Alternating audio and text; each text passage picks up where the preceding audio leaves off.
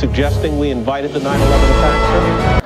I'm suggesting that we listen to the people who attacked us and the reason they did it. And they are delighted that we're over there because Osama bin Laden has said, I am glad you're over on our sand because we can target you so much easier. They have already now, since that time, have killed 3,400 of our men, and I don't think it was necessary. Wendell, may I make a comment on that? That's really an extraordinary statement. It's an extraordinary statement as someone who lived through the attack of September 11, that we invited the attack because we were attacking Iraq. I don't think I've ever heard that before, and I've heard some pretty absurd explanations for September 11.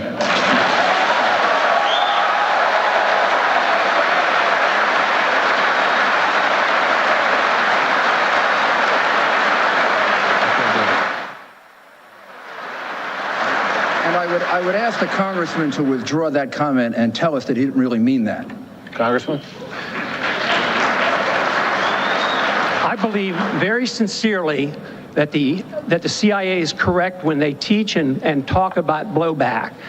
When we went into Iran in 1953 and installed the Shah, yes, there was blowback. The reaction to that was the taking of our hostages, and that persists.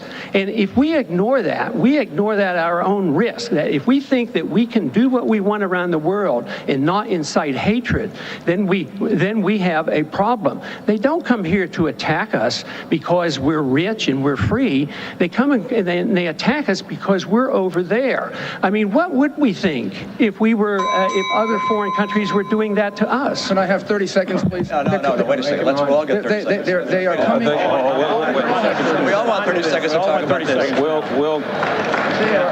Wendell, go ahead.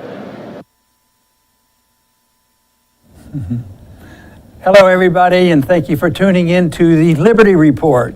With me today is Daniel McAdams. And Daniel, I understand that we have a slightly different type of program today, that you might have a few questions for me. I do, and as anybody might guess that's tuned in, this week is really the 10th anniversary of that famous, infamous, whatever you want to call it, debate in South Carolina, 2007, GOP debate.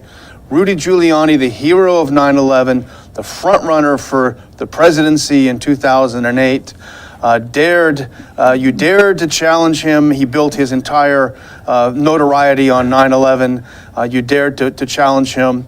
And this is the famous clip, the Giuliani moment. Unfortunately, we didn't do the whole thing, but we did a good chunk of it. And I think a lot of people look back on this and they wonder, how did you feel then? What did it feel like when you were standing there? What was going through your mind? Well, I didn't have much time to think about feelings. I had only my thoughts about how am I going to answer the question. And I wasn't thinking about the audience. I wasn't thinking about the bigger audience outside. I was thinking about the question and what my job was, and that was to present a position which I knew was challenging. I guess during that episode, I guess it was at the time when there was tremendous applause, not for me, tremendous applause for Giuliani. I was like, well, it didn't say, oh, this is devastating. Oh, what did I get myself into? How am I going to get myself? None of that. It was just that this is routine. This is the way it works. You didn't expect, this crowd to be 100%. You came here to convert the crowd. I don't think it did too much converting of that crowd.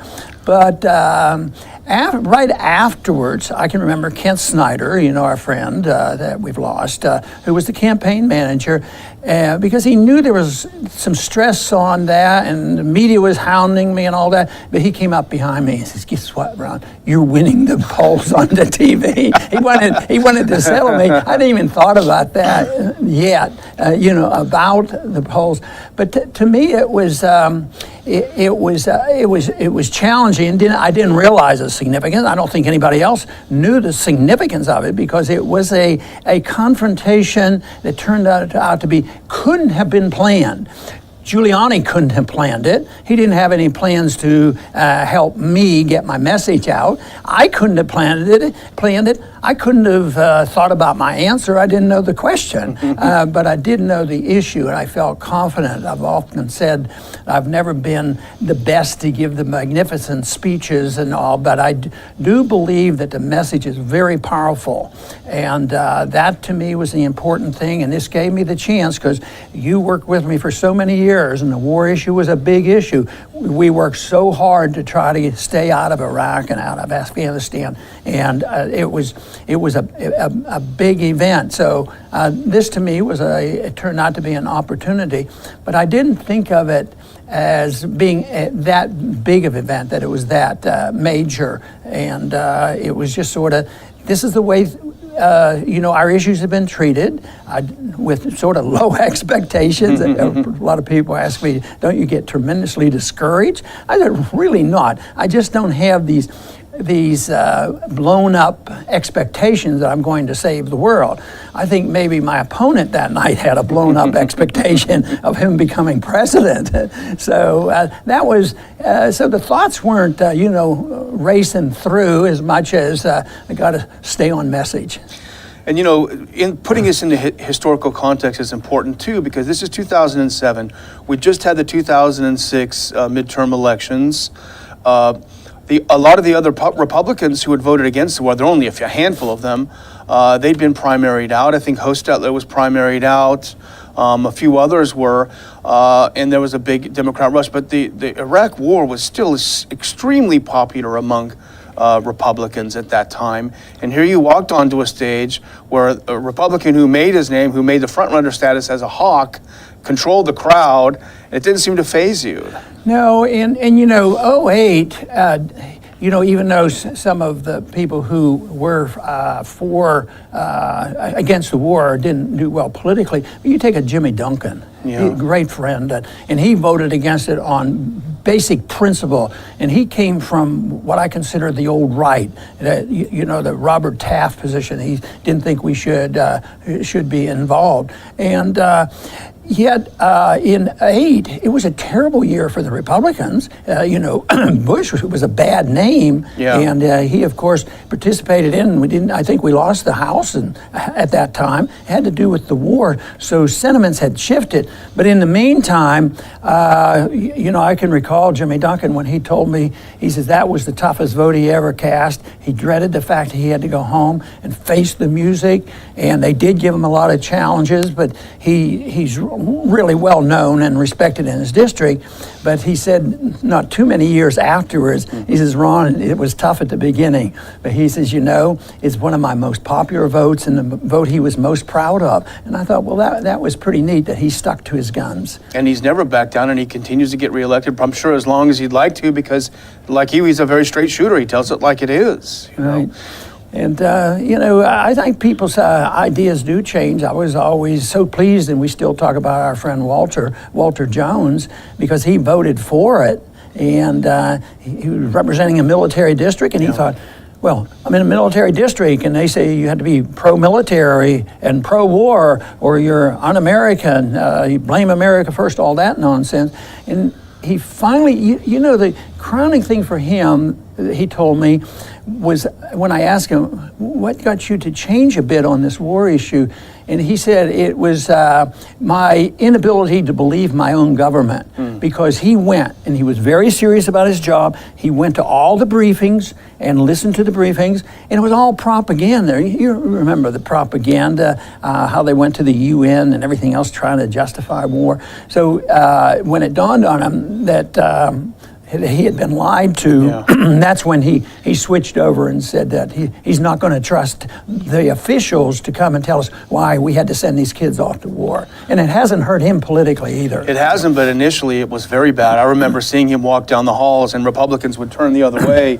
They'd turn their heads. Nobody would say hello to him. Nobody would talk to him. He was really ostracized, because he was sort of the face of the pro-Iraq war movement. It takes awful lot of courage to turn your back, but it hasn't worked out badly for him.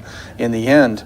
But for a lot of us who were with you and working for you and everything, it was, and I think a lot of your followers, that was sort of a JFK moment. Where were you when Ron Paul did this? And I remember sitting in my living room watching it, and our instinct on your congressional staff was to always protect, you from bad publicity or what have you. And so I was worried with the Giuliani clapping, and I thought, what's going to happen? This is really frightening. And then all of a sudden, I think a lot of us were surprised that, and I would take issue with people say this launched the movement. I don't think that's the case. But what this did, I think, is gave it a real energy drink and propelled it into the stratosphere. No, and obviously, when I made my recommendations for the reading list for Giuliani, obviously my views came from reading and studying other people. It sort of reminds me about how I came about understanding and believing in Austrian economics. It wasn't, I would kid, I said, when I really got excited about Austrian economics is because I came to these conclusions. Then I discovered Austrian economics and they agreed with me. But obviously what had happened was I was influenced by their ideas and I was talking their language. But no, people come before us and ideas, spread like wildfires, and you don't know exactly where they come from. You read a lot of books from me, you don't know exactly, but they come together, and there is an influence. And I think that's what the Liberty Movement was all about, and I think the foreign policy. But I've said it so many times that it at times was pretty tough when we were trying to get votes on the House floor, and we believed the sentiment in the country was more in favor of ours, and we'd get 6 or 8 or 10 people and a few Democrats that were pro-war, and it's still a small group, but I still think the American people, are opposed to this nonsense. And I think one of the things that helped Trump was the fact that he decided to take a slightly different tone with Russia. Yeah. And even Nixon, he took a different tone about the war. He was the anti-war candidate. He was going to end this stuff, and of course that didn't happen either. So very often, and how about Johnson and Goldwater? They painted him. Goldwater was going to blow up the world with nuclear weapons. Such evil demagogues, in order to promote, the constant war. That's how powerful the military-industrial complex is. And they have, of course, so much control in the media, and they do influence a lot of people. But I think that we're in better shape now than we were in the 08 election. More people involved, more young people. Yes, the campuses are a mess now with what's going on with the professors and the administration promoting cultural Marxism, but there's still a nucleus people on campuses that know exactly what we're talking about, and they're pro-peace and they're pro-national defense in a positive way, and that is out there. And besides, I keep telling people it's not exactly the numbers. Yes, of course, that night, if you want to give me the benefit of the doubt and say I won that debate, but not for that audience. I would have gone about 3%. But it isn't the numbers. It's quality and outreach and how a message is spread. And if it's a positive and a popular viewpoint and it's expressed well, it will spread. They can't stop it. They can demagogue it. They can use political stunts. They can call you all kinds of names, but these views will spread, and I think they have in these last 10 years since that happened. I think we still, the Ron Paul Institute for Peace and Prosperity, what you're doing, I don't think, let's say you had come to the office in 2002 and said, Ron, I've had a year's experience here. I think what I'm going to do is I'm going to drop out and we're going to start this institute. It wasn't ready. But now things are ready, and you're doing tremendous work with the Institute, and it's designed specifically to promote this issue. Pro-peace, pro-national defense, where you can defend the country, but not sacrifice ourselves to all the other countries in the world. But you can see why, with the frustrations out there, why people would be tempted to fall in line with the president. Because he throws out a little bit, and everybody, even those who knew they should be skeptical would say, well, maybe it'll be different this time. Well, right now we're starting to realize, unfortunately, that our opposition, which means the organized efforts who are always promoting war and are who profit from war, they're still very, very powerful. But we have we have truth on our side, and I believe that our strength, the movement's strength, it will continue to grow, and that one of these days we're going to wake up. The markets today are rocky for various reasons. Someday they're going to be more than just rocky, and things will have to change. The dollar's been weak in the last week, but not crashing. Someday the dollar will crash, and all of a sudden, even today, with minor changes, comparatively speaking, changes, they say, oh, I guess the Fed's going to have to cancel their mischief for June and not lower the interest rates 0.25%. Like, it blew the whole thing. Well, yeah, an incident like this does alter things like that. So it's going to be, when the crisis gets bigger, believe me, there's going to be a lot of reassessment. I was quizzed today on TV that said, what about the markets? Will it be more difficult to get the Republican position passed, because of the problems in Washington? Well, probably, but the real issue is the economy is in such a mess. Yes, exactly. And 10 years on, the Ron Paul movement continues. There is no Giuliani movement. Giuliani turns out to be just another of the neocons who are still prominent. We don't have any illusions about that. They're still around. But we seem to be gaining momentum. Of course, there are stops and starts, but it continues.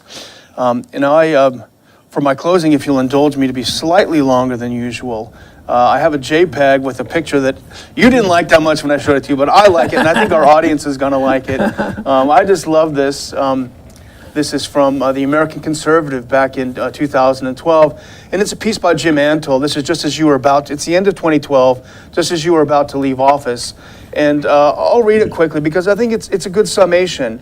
Jim writes, when Ron Paul leaves office in January, he will have been more successful than many of the legislators who spent decades maligning him.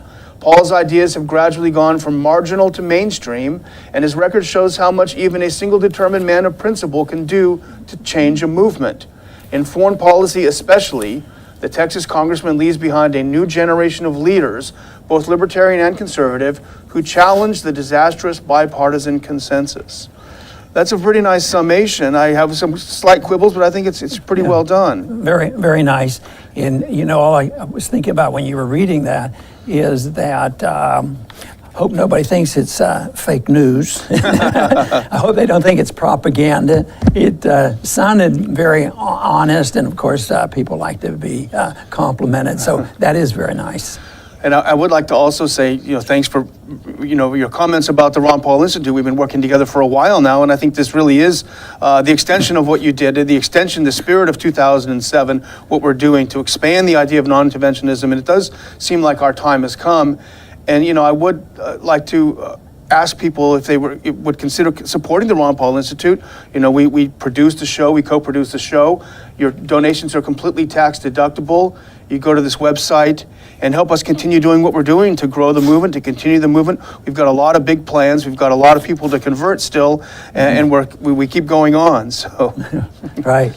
And I too would urge people to be supportive of the Institute. Daniel has done a great job, and we're making progress, but we obviously always need some help. And it's always tough, to get the finances of doing things like this. In particular, the opposition, the military-industrial complex. When you think of their lobbying groups in Washington, they spend millions of dollars, hundreds of millions of dollars on lobbying and campaigning to make sure our message doesn't get heard. But there's every reason to believe that this is that we are making very nice progress.